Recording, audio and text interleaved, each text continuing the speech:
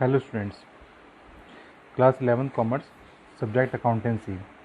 Today's our topic is effect of adjustment transactions on accounting equations. ठीक है कि जो भी हमारे एडजस्टमेंट्स ट्रांजेक्शन्स होती हैं, ठीक है, उसका हमारा अकाउंटिंग इक्वेशंस पे क्या इफेक्ट पड़ता है. ठीक है, पहले हम लोग अपना ये देखते हैं कि हमारी एडजस्टमेंट ट्रांजेक्शन्स होती कौन कौन सी हैं. ओके, फर्स्ट हमारी एडजस्टमेंट ट्रांजेक्शन है outstanding expenses. Outstanding expenses. Outstanding expenses means are those expenses which have been incurred but not paid during the current accounting year. It means हमारा ये है जो कि हमारे outstanding expenses means जो कि हमारे साथ expenses तो हुए बट लेकिन हम लोगों ने उनको ड्यूरिंग द ईयर हमने उसको पेमेंट नहीं किया. हम उनको पेमेंट आने वाले नेक्स्ट ईयर में करेंगे. वो हमारे आउटस्टैंडिंग एक्सपेंसेस होते हैं. ओके, जो हमारे आउटस्टैंडिंग एक्सपेंसेस होते हैं हम इनको माइनस करते हैं फ्रॉम और कैपिटल्स. ओके, ये हमारे कैपिटल्स में से रिड्यूस सब्जेक्ट होते हैं. ठीक है, as it an expenses and will reduce profit from the for the current accounting period. Okay, ये हमारा जो हमारा ये आउटस्टैंडिंग एक्सपेंसेस होता है ये हमारा लायबिलिटी साइड भी लिखा जाता है. ओके, क्योंकि आउटस्टैंडिंग एक्सपेंसेस मीन्स ये एक हमारी लायबिलिटी है कि हमें अपना एक्सपेंस करना है नेक्स्ट ईयर के लिए. तो ये हमारे लिए एक तरीके से लायबिलिटी बन जाती है. हम लोग इसको अपना लायबिलिटी साइड में भी मेंशन करते हैं. ओके, एंड हम इसको लिखते हैं आउटस्टैंडिंग एक्सपेंसेस के नाम से लिखते हैं इसको हम लायबिलिटीज के साइड में, liabilities side. Okay, second is prepaid expenses. Prepaid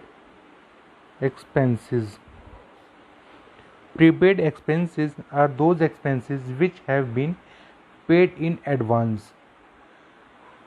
They are not yet due but paid. Prepaid expenses means हम लोगों ने पहले ही पेमेंट कर दिया. मीन्स हमारा ये पेमेंट हमें इस बार अपना करना नहीं था. हमारा एक्सपेंस तो था ये मतलब नेक्स्ट ईयर का, बट हमने इसका अपने करंट ईयर में पेमेंट कर दिया है. तो ये हमारे होते हैं प्रीपेड एक्सपेंसेस कि हमने एक्सपेंसेस होने से पहले इनको पेमेंट कर दिए गए हैं. ठीक है, तो ये हमारे एडवांस पेमेंट, हम उसको एडवांस भी कह सकते हैं, हमारे एडवांस पेमेंट होती है. ठीक है, ये हमारा जो है हमेशा हमारे कैश में से सब्ट्रैक्ट किया जाता है, सब्ट्रैक्ट फ्रॉम कैश. हम इसको हमेशा अपने कैश में से सब्ट्रैक्ट करते हैं. एंड जो हमारा हम इसको कैश में से करते हैं माइनस, और हम इसको अपने एसेट साइड में मेंशन करते हैं. ओके, एंड हम इसको प्रीपेड एक्सपेंसेस लिखते हैं अपनी एसेट साइड में. ओके, देन फिर थर्ड नंबर पे हमारे पास है हमारे एक्रूड इनकम.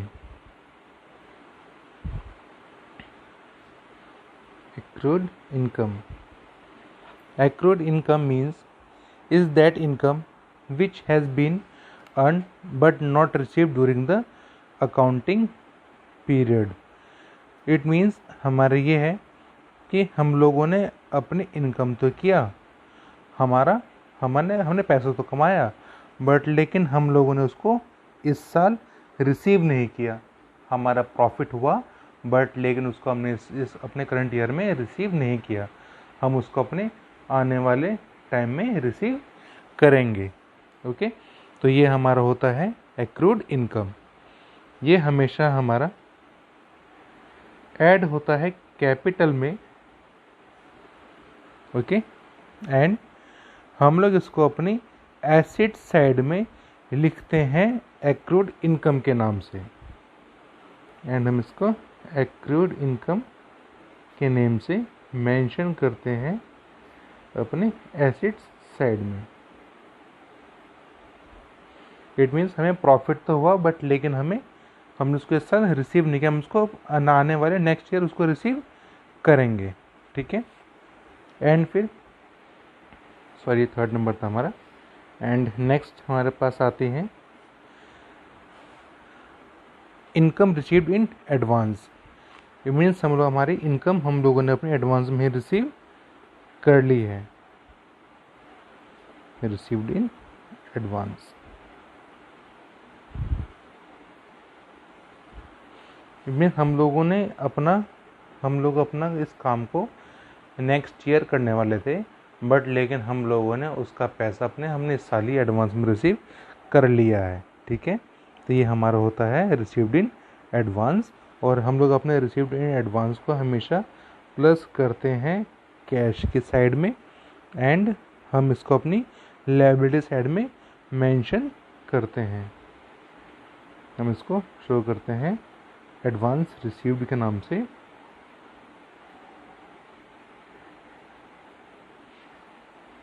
इसको मेंशन करते हैं एडवांस रिसीव्ड के नाम से मेंशन करते हैं इसको हम लोग अपना लायबिलिटीज़ के साइड में। ये हमारा है इसमें effect of adjustment transactions on accounting equations. ठीक है, अब हम लोगों ने अपने यस्टरडे क्वेश्चंस किए थे हमने अकाउंटिंग इक्वेशंस वाले। ओके, आज हम लोग अपने इसके क्वेश्चंस कुछ करने वाले हैं। क्वेश्चन तो हमारे न्यूमेरिकल्स ही हैं, बट लेकिन वो हमारे कुछ क्वेश्चंस होंगे फॉर्मूला बेसिस पे क्वेश्चंस होंगे हमारे। फॉर्मूला बेसिस पे मीन्स जैसे कि हम लोगों ने अपने डिस्कस किया है कि हमारी अकाउंटिंग इक्वेशन होती है, हमारी अकाउंटिंग इक्वेशन का फॉर्मूला क्या होता है। What is the formula of accounting equation? Accounting equation formula is total assets is equals to capital plus liabilities.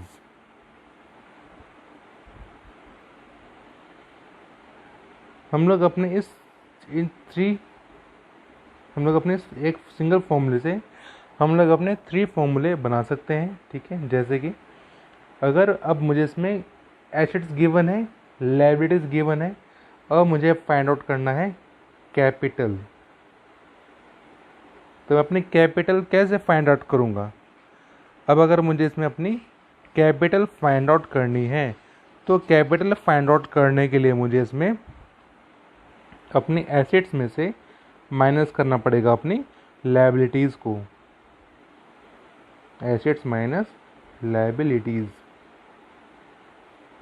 Okay, then अगर अब मुझे इसमें से अपनी लायबिलिटीज़ फाइंड आउट करनी है, तो लायबिलिटीज़ में अपने कैसे फाइंड आउट करूँगा? लायबिलिटीज़ मुझे फाइंड आउट करने के लिए अपना इसको अवॉइड कर देना पड़ेगा। ठीक है, एसेट्स माइनस कैपिटल। ओके, इस तरीके से मेरे इसके 3 फॉर्मूलेज बन जाते हैं सिंगल फॉर्मूले से।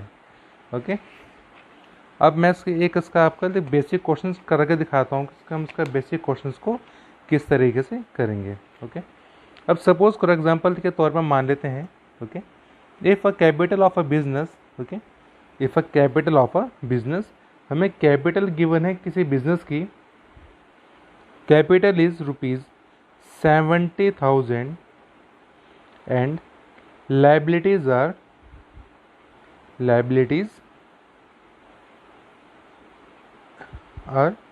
₹40,000 and calculate the total assets। अब हमें अपने इसमें एसेट्स फाइंड आउट करनी है, तो एसेट्स इज इक्वल्स टू हमारा बताया था मैंने आपको कैपिटल प्लस लायबिलिटीज़। तो कैपिटल्स मेरे गिवन है 70,000 एंड प्लस इसे मेरा हो जाएगा 40,000 लायबिलिटीज़। इट मीन्स मेरी टोटल एसेट्स हो जाएंगी 1,10,000। ओके, इस तरीके से आपके बेसिक क्वेश्चंस उसमें होते हैं। लेकिन अब इसमें ये तो आपका सिंपल क्वेश्चन हो गया। ओके, अब अगर आपको सिंपल क्वेश्चन दिया तो आप इस तरीके से उसको फाइंड आउट कर सकते हैं। लेकिन अगर इसमें दिक्कत आपको जब आ सकती है अगर आपको इसमें सिंपली लायबिलिटीज इसमें गिवन ना हो या आपको सिंपल इसमें एसेट्स गिवन ना हो, तो आपको इसमें अपने कैपिटल्स एंड लायबिलिटीज़ को भी फाइंड आउट करना पड़ेगा। ओके, जैसे कि अगर मैं एक और एग्जांपल ले लेते हैं इसका, ठीक है। हमें एग्जांपल में दिया हुआ है, ठीक है। क्वेश्चंस आपकी स्क्रीन पे एक बार आपने क्वेश्चंस भी पढ़ लीजिए आप लोग, और क्वेश्चन मैं भी एक बार रिपीट यहाँ पे दोबारा कर दे रहा हूँ आपको। ओके, चलिए पहले क्वेश्चन पढ़ते हैं एक बार।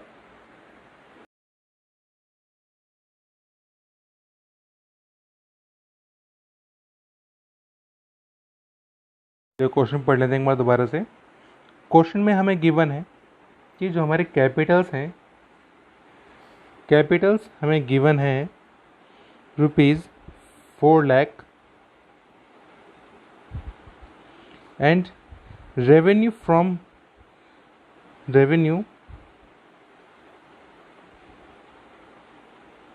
From operations is equals to 7,50,000 and expenses,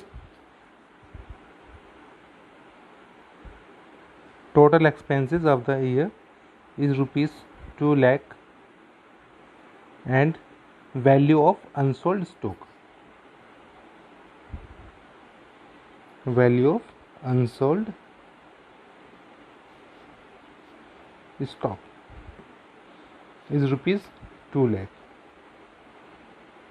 okay, सो हमारा एसेट्स निकालने का फॉर्मूला होता है, अब हमें इसमें एसेट्स फाइंड आउट करनी है, ठीक है। एसेट्स हमारे निकालने का फॉर्मूला होता है assets is equals to liabilities plus capital. Okay, and अब देखते हैं कैसे फाइंड आउट हम लोग इसको करेंगे। हमें लायबिलिटीज़ गिवन है हमारे क्रिएटर्स। ओके, लायबिलिटीज़ मीन्स हमारे क्रिएटर्स हैं, क्रिएटर्स हमें दिए हुए हैं, सॉरी इसमें मिसिंग हो गया आपका इसमें क्रिएटर्स रह गए हैं, ठीक है। आपके क्रेडिटर्स इसमें गिवन है ₹3 लाख। ओके, क्रिएटर्स आपकी लायबिलिटीज़ होती हैं, क्रिएटर्स आपके 3 लाख रुपीज़ हैं। ओके, एंड प्लस कैपिटल आपको गिवन है इसमें ₹4 लाख। ओके, ये हो गया। एंड इसके बाद आपका जो टोटल रेवेन्यू है, रेवेन्यू आपका है 7,50,000 रुपीज़, एंड जिसमें कि आपका इसमें 2 लाख रुपीज़ दिया हुआ है अनसोल्ड स्टॉक, जो कि आपका इसमें स्टॉक इसमें बैलेंस बचा हुआ है, या हम कह सकते हैं कि अपना प्रॉफिट, सॉरी स्टॉक नहीं, इसमें हमारा है एक्सपेंसेस, क्योंकि हमें अपनी जितना भी हमारे पास इनकम हुई, हमें अपनी इनकम में से लेस करना पड़ेगा एक्सपेंसेस, तभी हमें अपना प्रॉफिट बचेगा। ओके, तो हमारा निकल कर आ जाएगा, प्लस हमारे पास हो गया था ₹4 लाख, यहाँ कर देते हैं। ओके, एंड प्लस में अपना इसमें करना पड़ेगा प्रॉफिट। ओके, प्लस प्रॉफिट हम लोग अपना किस तरीके से फाइंड आउट करेंगे।